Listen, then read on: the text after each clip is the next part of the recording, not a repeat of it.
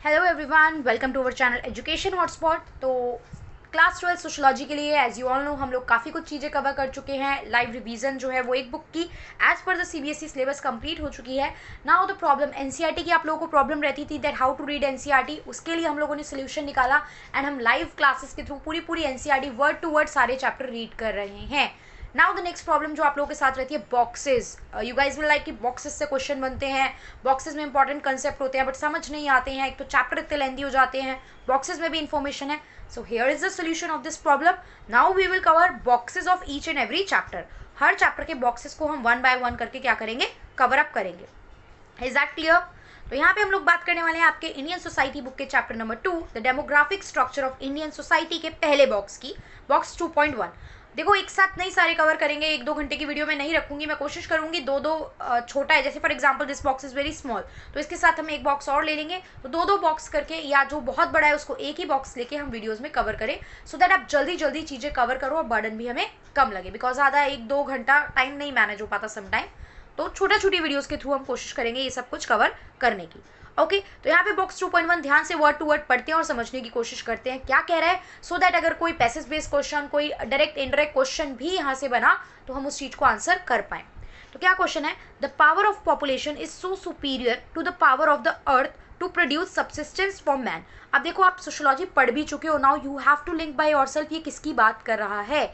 यहाँ पे वो ये कह रहा है कि जो पॉपुलेशन की पावर है ना वो बहुत सुपीरियर है, मतलब वो बहुत ज़्यादा है अगर हम कंपेयर करें अर्थ की, वो अपने जो लोगों के लिए सब्सिस्टेंस प्रोड्यूस करता है, मतलब खाने पीने के लिए, एग्रीकल्चर चीज़ें, रोटी कपड़ा मकान, जो बेसिक फैसिलिटीज़ है जो इंसान के सर्वाइवल के लिए ज़रूरी है, उसके कंपैरिजन में पॉपुलेशन जो है वो ज़्यादा सुपीरियर है। ये बात कौन करता था अगर आपको थोड़ा बहुत याद आ रहा हो तो, वैसे तो साइड में नेम भी मेंशन है, रॉबर्ट थॉमस रॉबर्ट माल्थूस जो थे, माल्थूसियन की थ्योरी में हमने पढ़ा था कि जो आपकी पॉपुलेशन है वो काफ़ी तेज़ी से बढ़ती है, वहीं जो सर्वाइवल के मीन्स है यानी आपकी सब्सिस्टेंस है वो कंपैरेटिवली कम ग्रोथ रेट से बढ़ती है।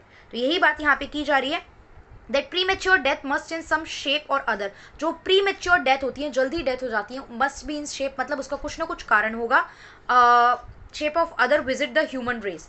The voices of mankind are active and able minister of the population. जो मैनकाइंड है, ये देखो मैनकाइंड के लिए चीज़ें ये यहाँ पे क्या बोल रहे हैं, मेनली ह्यूमन फैक्टर को रिस्पॉन्सिबल ठहराया ना। माल्थूस ने 2 फैक्टर बताए थे, ह्यूमन और नेचुरल चेक। तो यहाँ पे अभी वो नेचुरल के बारे में नहीं, ह्यूमन के बारे में बात करें कि human being are responsible for the thing, they are the precursor in the great army of destruction. जो ये आर्मी है डिस्ट्रक्शन की, तबाही की तरफ जाती हुई, ये खुद ही इसके लिए रिस्पॉन्सिबल है and open finish the dreadful work by themselves. और ये जो ड्रेडफुल एक वर्क है इसको ये खुद ही खत्म करेंगे, दुनिया खत्म करने का या मरने वाला जो काम है ये खुद ही खत्म करेंगे। यहाँ पे प्री मेच्योर डेथ भी देखो मल्टीपल रीजन की वजह से, मतलब माल न्यूट्रिशन है, खाने पीने को नहीं मिल रहा है, वो क्यों मिल रहा है, क्योंकि सब्सिस्टेंस नहीं है और पॉपुलेशन बढ़ती जा रही है, तो इस वजह से प्रॉब्लम हमें देखने को मिलती है। But should they fall in this war और फॉल ऑफ एक्सट्रीमिनेशन सिकली रीजन, क्या हमें इस लड़ाई में पड़ना चाहिए कि पॉपुलेशन इतनी बढ़ाते जाएं और हमारे पास रिसोर्सेज तो है नहीं है तो खाने को नहीं मिलेगा लोगों को, चीज़ें बराबर नहीं बटी होंगी, पुवर्टी होगी, माल न्यूट्रिशन होगी, डिजीज जल्दी लगेंगी, इम्यूनिटी वीक हो जाएगी, ये सब प्रॉब्लम हमें देखने को मिलेंगी। तो यही एक्सट्रीमिनेशन, सिकली रीजन, एपिडेमिक आए, पेस्टिलेंस भी एक तरीके से आपका एक महामारी टाइप ही होता है, लंबे समय तक बीमारी जब चल रही है, तो pestilence and plague advance in terrific array and sweep off their 1000 and tens of thousand, मतलब 1000 और 1000 और 10,000 लोगों को स्वीप ऑफ करके, मतलब बहा के ले जाना, एक तरीके से डिनोट कर रहा है मारने से ना, मर जाते हैं लोग ड्यू टू द पेंडेमिक। अब कोरोना की वजह से all of you are aware with this fact ना, इसको एक्सप्लेन करने की जरूरत नहीं है कि एपिडेमिक वगैरह की वजह से कितनी मासिव डेथ होती है, बिकॉज जो ये होती है ये कम्युनिकेबल होती है, ये बहुत जल्दी पर्सन टू पर्सन जो होती है वो स्प्रेड कर जाती हैं। Should success be still incomplete, क्या सक्सेस जो है वो अभी भी इनकम्प्लीट रहेगी। द गिगेंटिक इन्वेटेबल फेमाइन, ये गिगेंटिक इन्वेटेबल फेमाइन को ना माल्थूसियन वाली चीज से ही लिंक करा है कि जो पॉपुलेशन की वजह से चीजें लोगों में नहीं बढ़ पा रही हैं। Stocks in the rear and with one mighty blow levels the population with the food of the world. तो यानी पॉपुलेशन जो है और फूड ऑफ द वर्ल्ड जो है वो थोड़ा स्ट्रगल में रहेगा, तो ये प्रॉब्लम इस वजह से हमें देखने को मिलती है। तो यहाँ पे इस पैराग्राफ में किस पर्सन के बारे में, किस पर्सन की आइडियोलॉजी और थ्योरी की बात की गई है, रॉबर्ट थॉमस माल्थूसियन। तो आप इनकी थ्योरी को बताइए। अच्छा, आप क्वेश्चन ये भी आ सकता है कि आपको ये लाइन लिख के दे दे, ठीक है, सिर्फ फॉर एग्जाम्पल ये लाइन लिख के दे दे और आपसे बोले explain this theory and the person behind this, कौन पर्सन इसके पीछे थे और क्या थ्योरी इंपॉर्टेंट है। अब नाउ देखिए, जो लोग इंपॉर्टेंट क्वेश्चन बोलते हैं, मैं जब एनसीईआरटी पढ़ाती हूँ तब भी मैं एड्रेस करती हूँ, और मैं यहाँ पे जब आपको पढ़ा रही हूँ तो भी मैं क्वेश्चन एड्रेस कर रही हूँ। सो ये थोड़ा सा आपका भी नैतिक, मौलिक, एक तरीके से बेसिक राइट बनता है, कर्तव्य बनता है, नॉट राइट, ड्यूटी बनती है कि आप ये क्वेश्चन जो है वो अपने पास एक जगह नोट डाउन कर ले और उसके आंसर लिखे, ठीक है। So now will talk about box 2.2 as I inform. 2.1 छोटा था, हमने डिटेल में समझ लिया। अब हम बात करेंगे 2.2 की। इसमें बात की गई है global influenza pandemic of 1918 and 1919। अब कोरोना पैंडेमिक के बाद आपको पता है, आपने मतलब न्यूज़ में सुना भी होगा, आज से 100 साल पहले भी ऐसी सिचुएशन हुई थी। 2019-20 वाला एरा, 19 लास्ट में आपको पहली बार कोरोना के वो देखने को मिले थे, हमें 20 पूरा ईयर जो हमारा वेस्ट रहा। तो 18-19 में हमें क्या देखने को मिला था, इसी तरीके का एक इन्फ्लुएंजा पेंडेमिक, जिसे स्पेनिश फ्लू वगैरह के नाम से भी जाना गया था। तो उसके बारे में थोड़ी सी इन्फॉर्मेशन यहाँ पे आपको पहले से ही दे रखी है, क्योंकि चैप्टर डेमोग्राफी है, पॉपुलेशन है। तो जब मासिव्स में डेथ होती है तो ये डेमोग्राफी चैप्टर में पढ़ना हमारे लिए क्या हो जाता है, ज़रूरी हो जाता है। एंड बिकॉज कोरोना वाला टाइम है, आपको पता है प्रीवियसली तो पिछले साल तो सोशियोलॉजी का एग्जाम हो भी नहीं पाया था ना सीबीएसई का, राइट। तो हो सकता है इस ईयर एग्जाम में इस टॉपिक से रिलेटेड कुछ ना कुछ क्वेश्चन आपको दे दे। तो हमें पता होना, 100 साल पहले की कहानी पता होनी भी बहुत ज़रूरी है। तो रीड करते हैं। Influenza is caused by a virus, ये एक वायरस की वजह से होता है, जैसे कि आपका कोरोना भी वायरस की वजह से होता है। That attack mainly the upper respiratory tract, जो आपका अपर रेस्पिरेटरी ट्रैक्ट होता है, मतलब जहाँ से आप रेस्पिरेशन क्या होता है, सांस लेने की प्रक्रिया ना, ठीक है।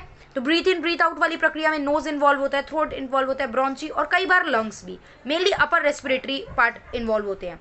The genetic makeup of the influenza virus allow for both major and minor genetic changes. Genes क्या होते हैं, आपकी बॉडी में जीन्स अवेलेबल होते हैं, जो हम हेरिडिटरी ट्रांसफर होते हैं, मतलब हमारे पेरेंट्स से आते हैं। हर जीन्स में प्रॉपर जो होता है हमारे पास क्या होता है, न्यूक्लियस वाला सिस्टम यहाँ पे होता है, न्यूक्लियस में जनरली ये प्रेजेंट होते हैं। क्लियर, ये हमें समझ में आया। 3 times in the last century, 3 times पूरी लास्ट 100 साल की जो सेंचुरी होती है उसमें 3 बार influenza virus have undergone major genetic changes, काफ़ी चेंजेस इसमें आए, रिजल्टिंग इन ग्लोबल लेवल पे पेंडेमिक हुई। Not only a single country but ये ग्लोबल लेवल पे फैला, similarly like the corona. And large tolls in terms of both disease and deaths, बहुत सारे लोगों में मतलब डिजीज फैली और बहुत लोग मर भी गए। The most in famous pandemic was Spanish flu रहा, विच इफेक्ट लार्ज पार्ट, जिसने बहुत सारी वर्ल्ड पॉपुलेशन में बहुत सारे लोगों को अफेक्ट करा और तकरीबन 40 मिलियन लोगों को मारा 1918 एंड 1990 में। अब most recently 2 other form of influenza pandemic हमें देखने को मिला। 1957 में एशियन इन्फ्लुएंजा और 68 में हांगकांग में इन्फ्लुएंजा देखने को मिला, जिससे बहुत ज़्यादा मॉर्बिडिटी एंड मॉर्टैलिटी इंक्रीज हुई। तो अब यहाँ पे क्वेश्चन आता है, व्हाट इज दिस मॉर्बिडिटी, ठीक है। मॉर्बिडिटी, मॉर्टैलिटी तो पता है, नंबर ऑफ डेथ, मॉर्टैलिटी तो आप सबको पता है क्या होता है, नंबर ऑफ डेथ कितनी है। तो यहाँ पे ये मॉर्बिडिटी कुछ सिमिलर सा वर्ड है लेकिन फिर भी डिफरेंट है। तो मॉर्बिडिटी होता है जब किसी एक बीमारी से ज़्यादा लोग सफ़र कर रहे हैं, मतलब you are sick, you are बीमार, मतलब आप बीमार हो, एंड जब डेथ हो जाती है तो हम उसको किस में काउंट कर लेते हैं, मॉर्टैलिटी में।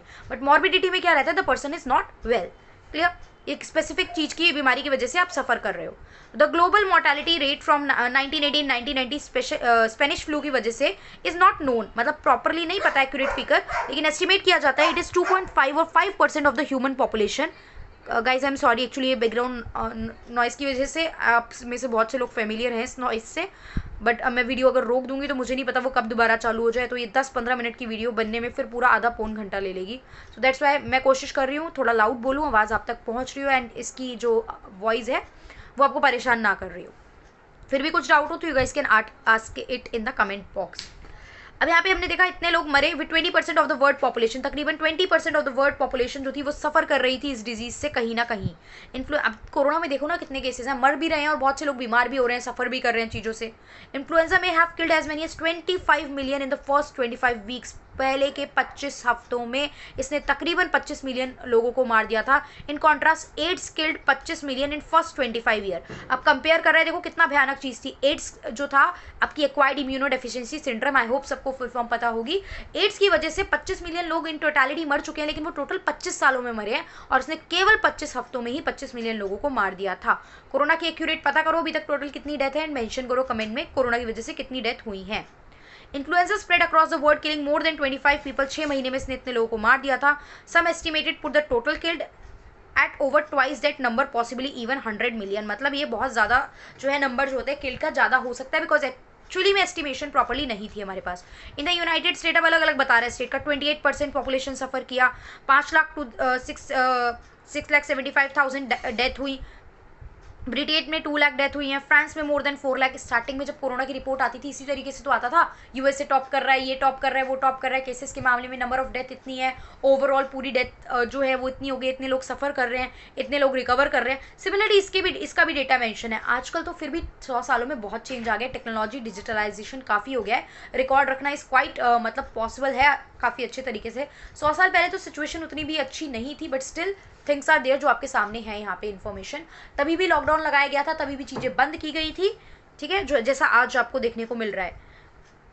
उसके अलावा और इन्फॉर्मेशन बताइए यहाँ पे। ऑस्ट्रेलिया में around 10,000 people died and in the Fiji island 14% of the population died, मतलब 2 हफ्तों में अराउंड 14% पॉपुलेशन जो थी उसकी जो थी डेथ हो गई थी। And in western Samoa 22%। An estimated 70 million died in India, total 17 million लोग इंडिया में मर गए थे। माना गया है कि ये 2 साल तक तकरीबन इसका इम्पैक्ट देखने को मिला है, 2 से 3 साल में पूरा जाके ये कंप्लीट हुआ है आपका, ठीक है। टोटल बोला जाता है कि इसका 36 मंथ तक इम्पैक्ट जो है वो रहा था, और कोरोना तो अभी देखो 1-1.5 साल ही हुए हैं, तो रह के वापस आ रही हैं चीज़ें, तो होपफुली जल्दी से जल्दी खत्म हो अब वो चीज़ें। बट यहाँ पे माना जाता है कि 36 मंथ तक इसका इम्पैक्ट रहा। In the British Indian army में almost 22% of the troop who caught the disease died of it, मतलब जितने लोगों को डिजीज हुई उनमें से मोस्टली 22% लोग जो थे वो मर ही गए। माना जाता है कि वर्ल्ड वॉर फर्स्ट का टाइम था ना ये, world war first did not cause, world war first की वजह से फ्लू नहीं हुआ, लेकिन जो क्लोज क्वार्टर थे और ये जो मास मूवमेंट था ट्रुप का, उसने इसकी वजह से ये चीज़ें ज़्यादा बढ़ गई, बिकॉज इंट्रैक्शन ज़्यादा हो रहा था ना। And due to the war stress की वजह से जो आर्मी थी, फोर्सेस थी, उनकी इम्यूनिटी भी कंपैरेटिवली वीक हो गई थी। It has been speculated that the soldiers immune system were weakened by the stress of combat and chemical attacks वगैरह जो होते थे, उससे उनकी इम्यूनिटी वीक हो गई। दैट्स वाई उनके ऊपर इतना इम्पैक्ट इसका देखने को मिला, जिससे उनकी सस्पेक्टिबिलिटी, वो सस्पेक्ट ज़्यादा बने आर्मी वाले जो लोग थे। अगर मैं पूछूं why did the army man मतलब mostly suffer due to this disease, so because in the world they are engaged in the world war 1 and due to the stress and the chemical attacks their immunity become weak. तो आपको आज की date पे immunity क्या है, कितनी ज़रूरी है ये पता है, आपको आइसोलेशन पता है क्या है, आपको वायरस की वजह से डिजीज़ पता है क्या है, अभी एट प्रेजेंट कौन सी डिजीज़ चल रही है ये पता है।